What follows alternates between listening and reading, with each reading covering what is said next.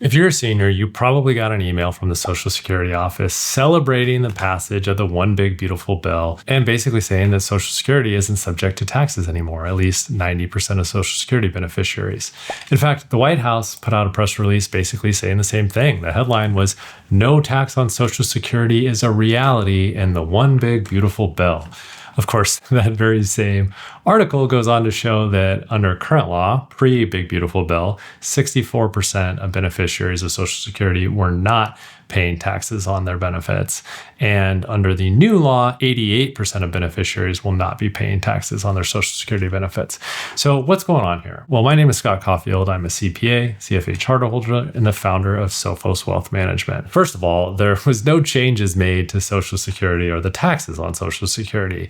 And I've talked about this before. There was no way there was going to be changes to Social Security taxes. This is because the Big Beautiful Bill had to be passed under reconciliation procedures. Budget reconciliation specifically excludes Social Security changes from being made under that kind of law. So it was clear that they were not going to pass changes to Social Security under the reconciliation process, and they weren't going to be able to get the votes to go through a normal legislative process. It would have been blocked through filibuster. They never would have got that passed into law. So as a backdoor way to make good on promises to seniors and not tax Social Security, there will be no tax on Social Security. We're going to stop it.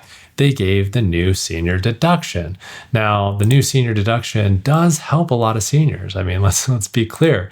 You're going to get $6,000 extra deduction if you're single, and an extra $12,000 if you're married filing jointly. And then the small print on the law got to be at least 65. Got to make under 75,000 if you're single. And then if you make over that, it starts declining. And for a married couple, you got to make under 150,000. And then again, over that, it's going to start declining.